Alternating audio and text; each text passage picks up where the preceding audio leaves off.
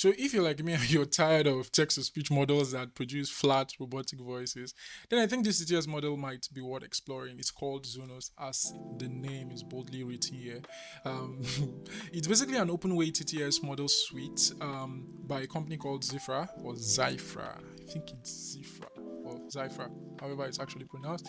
But you can actually go over to the Hugging Face page from here. I'll be dropping the link to this model's Hugging Face repo in the video description. So they do say it offers expressive real-time text-to-speech with high-fidelity voice cloning. But as usual, we have to actually try it out before we can be sure.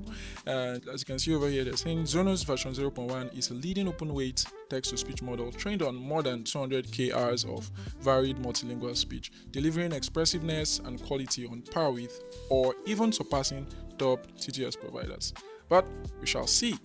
And we're going to take a look at the blog post in this particular video. We'll just have a very simple overview of the blog post. And another thing we're going to be doing in this video is I'm going to give you a simple walkthrough on how to set it up, and I'll demonstrate a basic Python use case. So if you want to integrate this into your AI application, you can use this as the voice of your AI model or the brains of whatever you're actually building. So let's check out your blog post.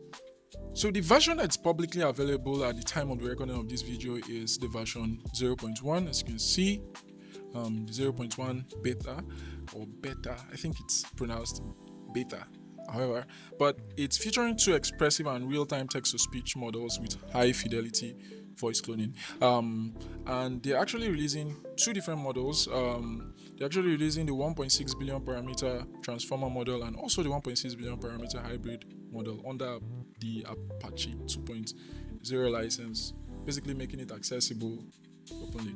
So in this video, we'll only be taking a look at the transformer model, which is the one we have opened here.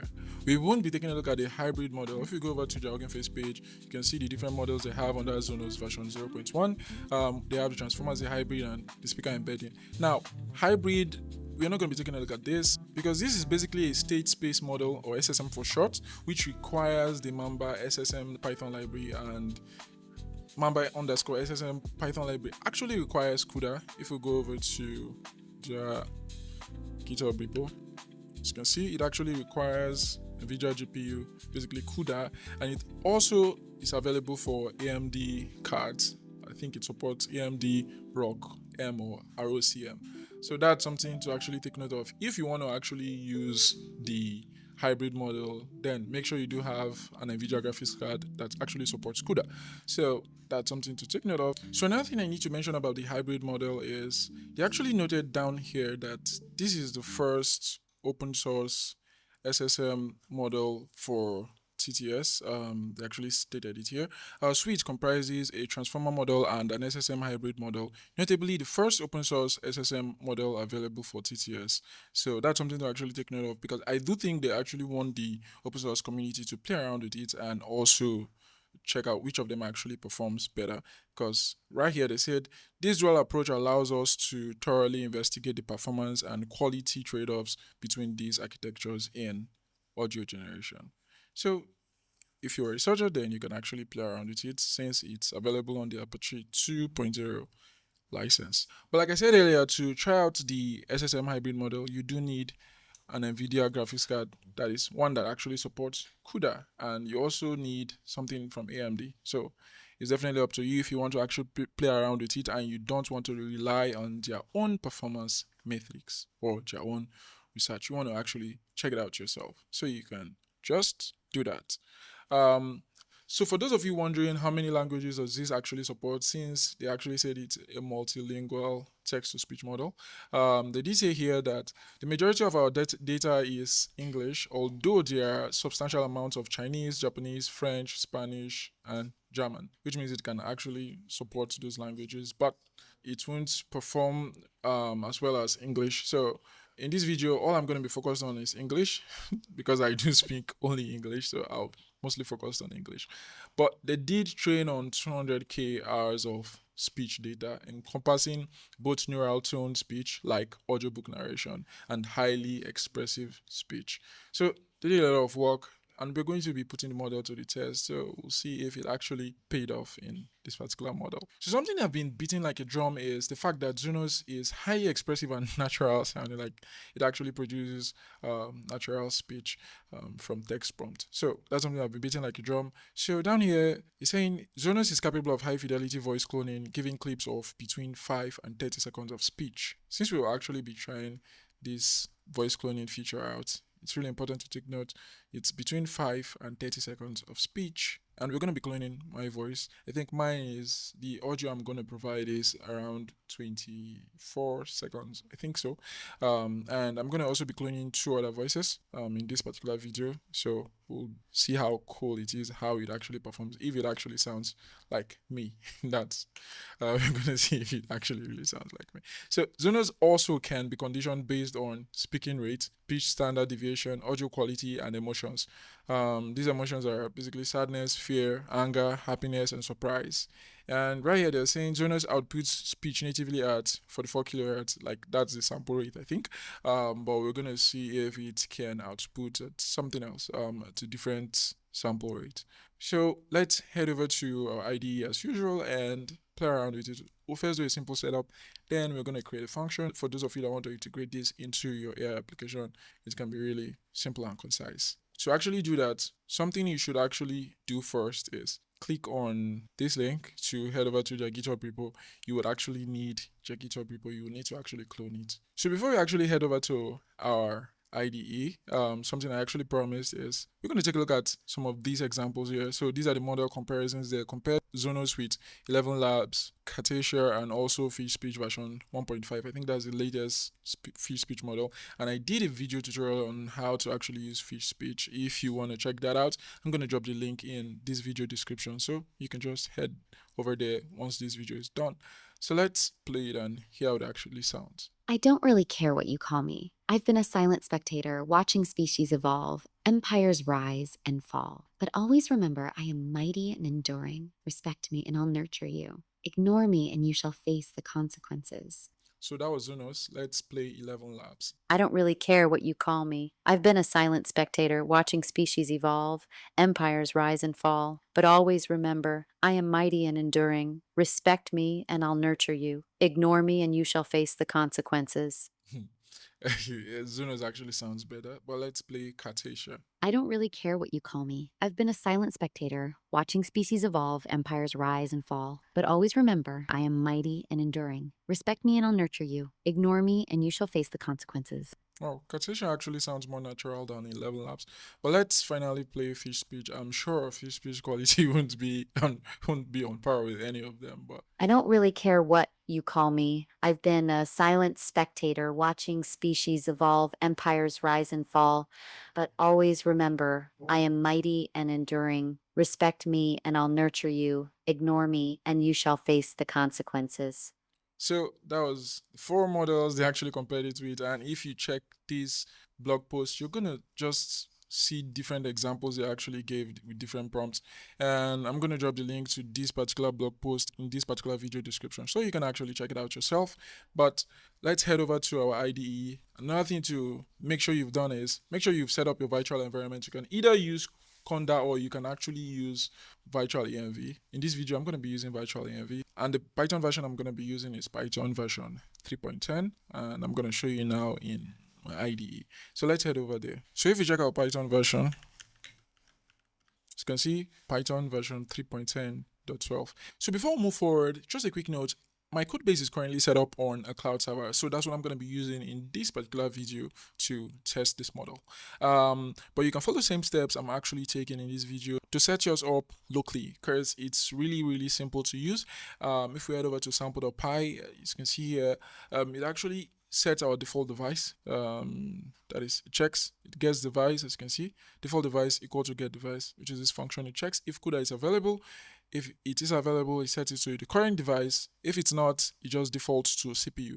Since this cloud server only has a CPU and a sufficient VRAM, that means it would actually default to CPU. And if you also run this locally on your machine and you don't have a GPU but you have a sufficient VRAM, then you should be fine. It will just default to CPU, so you don't need to change anything in sample.py. And like I said earlier, make sure you've cloned this particular repo. Of course, this is your official repo. But just to actually make this easier for a lot of people, if you don't want to actually use UV, because something they actually did was they actually use UV and they have all their dependencies here, and it will automatically install all that if you want to use UV. But I do not want to use UV. All I did was I created a requirements.txt and I copied all the dependencies from here over to here. So it's really that simple. So let's go back to sample.py, and right here we have example audio.mp3. That's the first thing we're going to be cloning. So our sample.py is really simple, very short code, as you can see, just 21 lines. Our first is our import section where we actually import all that we actually need. Next, we're going to be loading the pre-trained model from Hugging Face. That's the reason why we actually use it from pre-trained. Now, if you want to use this locally, if you want everything to be set up in one particular project directory, that's really good if you're actually creating an AI application. So you need to know where your model weights are and all that. It's best to just change this to from local. You have to change this from local. And if we head over to the model, as you can see, from local has the config path and the model path. It doesn't just take in the model name or whatever, the Hugging Face repo name. It doesn't take that in. It just takes in two main config, which is the config path and the model path. So once you've downloaded those model weights, you have to paste them in your directory or wherever you actually want to paste them in, but make sure that you paste in the path to the config file and also the model path. Now, to download this model is really easy. All you have to do is go head over to the Hugging Face page. So this is the Hugging Face page, and since we are focused on the transform model in this video, let's head over there and we'll click on the files and versions. Now, these are the two files you need to download: the config.json and model.savetensor. As you can see, the savetensor is 3.25 gig. So the model weights are quite large. If you have enough VRAM to actually run this, you can actually do so, but it's way more efficient to actually use a PC, a machine that actually has a GPU or something. But I think for those of you that are actually using the MacBook, the M series, maybe the M2 or the M3 with good enough unified memory and all that, you should be very, very good with this particular model. It should run really, really fast. So what you have to do is download these two files and then put them in a directory or whatever folder you want. Copy that folder, drop it into your project directory. So some people actually do it this way, where they actually store it in the project directory just in case they do clear their cache directory. They don't want to lose the model since it's actually needed in that particular project. They can keep it in that particular project directory, but you can decide to keep it wherever on your local machine and make sure you just copy the path to the config.json and also the path to the model. That's what you actually need to do once you've downloaded them. You head back to your IDE. You have to paste it in your project directory. Let's say if you have an AI project you're working on, then you can paste it there, or you can paste it wherever on your PC. The main thing is you should know where it's at. So that's something to actually take note of if you want to actually keep your project directory structured. If you want to leave all your requirements in that particular folder, then that's a good move. But in this video, I'm going to be sticking with from pre-trained since I'm running this on a cloud server and I don't mind. It will automatically download the model and then load up the model. But from local would just directly load the model from the local directory. But this would actually check first if you have this model already downloaded, maybe in your cache directory. It would check there first. If it's there, then it actually loads it up. But if it's not, it automatically downloads it for you. So it's really, really simple. That's what this line actually does. And in this line, we are actually loading our reference audio and we are getting our wave audio data, and we're also getting the sampling rate because we actually need to generate the speaker embedding from those two. So once we've actually gotten our speaker profile, then we can come over here and prepare our conditioning data. So this actually makes conditional dictionaries from these details you actually provided. So if we head over to Zonos.conditioning, so as you can see, these are the supported language codes, because if you take a look at this, as you can see, there's a language code here, en-us. Now, these are the language codes that are actually supported. You can actually take a look at them and use whichever one you actually want to use. But in this video, we're going to be focused on en-us and also that of Great Britain. So we'll see if it actually changes the accent or something. But let's move on. And we also have the emotion vector, which is from 0.0 to 1.0. It's also entangled to the pitch standard deviation, basically, which is this standard deviation for pitch, and is between 0 to 400. But let's head back to the emotion vector. Now, this is a list of floats. So the different floating values that are in this list are standing for these different emotions: happiness, sadness, disgust, fear, surprise, anger, order, and also neutral. So as you can see here, it's between 0.0 to 1.0. And for the pitch standard deviation, if you want something more expressive, you can set a value between 60 to 150. As you can see, it's between 0 to 400, so you can just play around with it. But they said higher value, something higher than 150, would actually produce crazier samples. So that's something to actually take note of. And then we have the speaking rate, which basically is between 0 to 40, and 30 is very fast, while 10 is slow. So they set the default value to something at the center, just a middle ground, something to actually produce normal paste. We also have different arguments down here. The target voice quality score, you can actually play around with all this. You can also pass in a device if you want, but you also have a default value, which is default device basically. We don't actually need to do that. So once we're actually done preparing the conditioning data, we can use the model to generate the audio codes, which we actually require to generate the audio waveform. And we're actually doing this using the model autoencoder. It's a DAC autoencoder. That's what we're going to be using, and we're going to be running this on our CPU. And once we've actually generated the audio waveform, we can then save it in sample.wave, like we're doing in this final line. Now, this is really short, just 21 lines of code to do all this work, but let's see how it actually performs. We're actually cloning example audio.mp3. It's found in the assets directory. You can actually hear how it actually sounds. I think it's actually a British voice, but that's what we're going to be cloning. So let's play it. I suppose I should take you back, really. I should take you back to 1981 and this council flat in Birmingham. I was... You can actually hear it is a British voice, but in sample.py we're actually setting a US language code, en-us. We're going to see if it will actually keep the British accent. If it doesn't, we'll actually try the Great Britain language code. So let's run this code and see if it actually performs really well. So let's run the code. And as you can see, it's downloading all the model weights that we actually require to perform this audio generation. So it's currently pulling it from Hugging Face Hub. And once it's done, it will automatically start generating the audio. But once this process is done, since this is the first time we're running the code, once this is actually done, this is the only time it will actually need to download this model again. Anyways, let's speed it up. So it's finally done generating the audio. So let's go ahead and play it. Sample the wave. Let's hear how it actually sounds. Let's see if it actually did a good job. Hello world. How are you all doing today? Hope everything is all right with you all. Nice. I think it actually kept the British accent, but let's play example audio and see if it sounds similar so you can hear it for yourself. I suppose I should take you back, really. I should take you back to 1981 and this council flat in Birmingham. I was 12 years old. I had no idea about my social history, no idea about slavery, no idea about a proper sense of... It's not actually bad. They actually sound kind of similar. It just, this one, the one it actually generated sounds a bit softer. Hello world.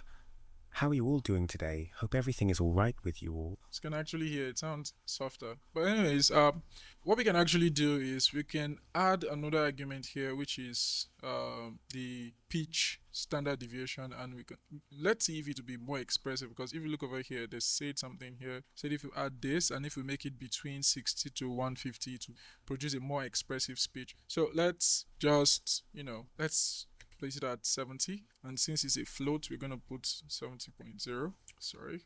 Okay.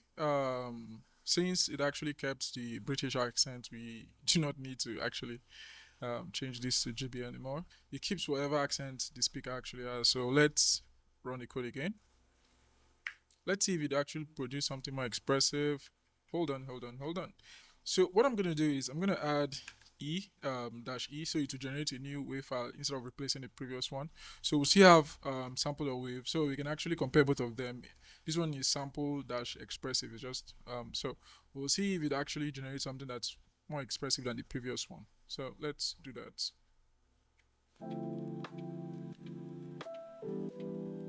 Okay, it's done generating the audio, and let's play it and see. Let's check it out. Let's see if it actually is more expressive than sampled or wave. Hello, world. How are you all doing today? Hope everything is all right with you all. It basically sounds similar. Hello, world. How are you all doing today? Hope everything is all right with you all.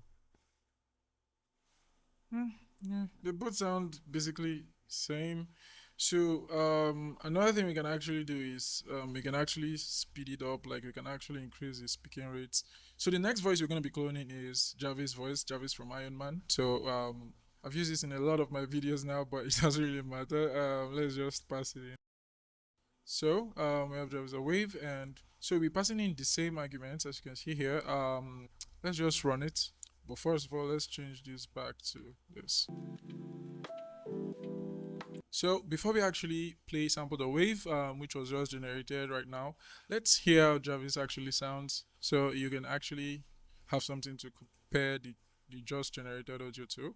Accessing alarm and interface settings. In this window, you can set up your customized greeting and alarm preferences. The world needs your Now let's play sample the wave. Hello, world. How are you all doing today? Hope everything is all right with you all. It's not bad, not bad, not bad. It actually came close, pretty close. Not bad. It actually sounded not really bad. So another voice we're gonna be trying is Optimus' voice. Like we're gonna try Optimus Prime, basically from Transformers. Like I think everybody has actually watched that movie. Let's head over to sample the wave, and we're gonna change this to Optimus. So I'm going to change the text now. I'm just gonna add in something else that Optimus has actually said. I will just take a very tiny script from one of the scenes that Optimus was in. So let's do that. Okay, I've actually replaced the text, and it says, and so began the war, a war that ravaged our planet until it was consumed by death. And the cube was lost to the far reaches of space. I know I'm a terrible reader, but it doesn't really matter. We just want to generate it. Let's run the code again. So once this one is actually done running, something else I'm going to do is I'm going to play around with this. One of the conditions, we're going to be playing with the emotion vector, and we're going to play around with maybe surprise. I think anger is way much better. Anger is way, or happiness, one of them. We'll try either of them. We'll see if it actually sounds way more expressive, since we have the pitch standard deviation already updated to 70. We'll see if it actually, does a much better job at producing something way more expressive than this. Okay, it's actually done. Let's play sample the wave and hear how it actually sounds. And so began the war, a war that ravaged our planet until it was consumed by the death, and the cube was lost to the far reaches of Oh my god, this actually sounds really funny. It sounds like I don't know, like a Shakespeare act or something. So it just sounds really weird, like theater, like oh my god, it sounds horrible. Like it sounds horrible because it's okay. So what we're gonna do? We're going to take this off and we'll see if it actually does a good job, because maybe it was trying to be more expressive and it started sounding really weird, especially for a character like Optimus. So let's run it again and let's see if it actually does any good. Okay, it's done generating sample of wave. Let's hear it. Let's Okay, let me just stop laughing for you. And so began the war that ravaged our planet until it was consumed by the death, and the cube was lost to the far reaches of space. Wow, still like theater. Okay, I think something we can actually do. Let's play around with the emotions. Okay, we're going to pass an emotion. Okay, where exactly is anger? Anger is this one. Let's take it up a notch. Now let's run it. Let's see if it will actually lean towards more anger when it's actually trying to be expressive. Okay, it's done generating the audio. Let's hear it. And so began the war, a war that ravaged our planet until it was consumed by the death, and the cube was lost to the far reaches of space. Wow, that actually sounded angry. It actually sounded angry. Now that's something. That's something. So instead, let's drop this. Let's drop happiness and let's up neutrality. Now let's run it again. Okay, it's finally done. Let's share it again. And so began the war, a war that ravaged our planet until it was consumed by the death, and the cube was lost to the far reaches of space. Not bad, not bad. The thing is, it actually did a good job at cloning Optimus's voice, but it's the way it's actually speaking that's the problem, which would actually require quite a lot of tweaking. Like you have to actually play around with it. The main thing, the reason why I actually added the emotion vector was to see if it actually works, because most times they add things like this and it doesn't work really well. Like it doesn't really tune the voice. But this time it actually did a pretty good job, pretty decent job. This time the last voice we're gonna be cloning is my voice. So it's actually here. Let's hear it. We're just gonna hear a small snippet of it. So let's hear it. Zonos is a really great model by Zyphra, and they believe that Zonos generation quality matches or exceeds that of. Okay, that's good. Now let's change this to Austin the wave. And let's run the code again. We can actually leave the same text, so it doesn't really matter. And we are still leaving the same argument, basically. Still leaving it. So it's finally done generating. Let's hear it. I'm not sure it will actually get my voice because um And so began the war, a war that ravaged our planet until it was consumed by the death, and the cube was lost to the far reaches of space. And so began the war, a war that ravaged our planet until it was consumed by the death, and the cube was lost to the far reaches of space. so it actually did a horrible job when it comes to my voice. I don't know why that is, but it did a horrible job. Maybe because you need to actually set a language code and all that. But while they compared it to fish speech actually did a pretty decent job when it comes to cloning my voice. I'm going to drop the link in the description.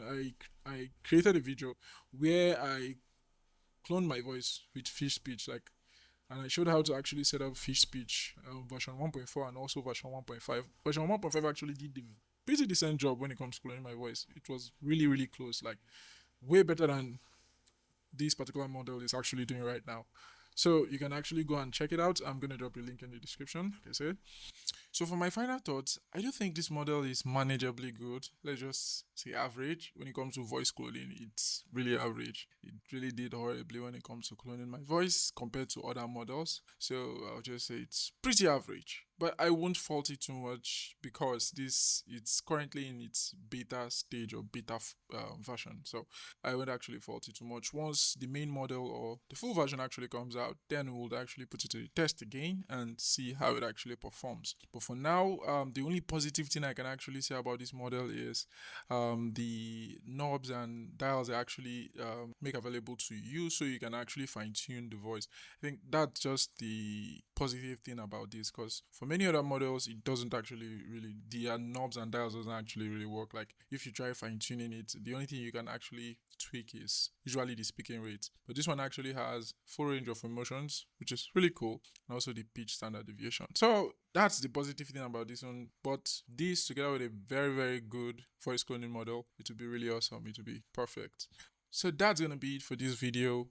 Make sure you do like, subscribe, hit that bell notification icon if you want to get notified whenever we actually release a new content on this particular channel. So thank you for watching. Have a nice one.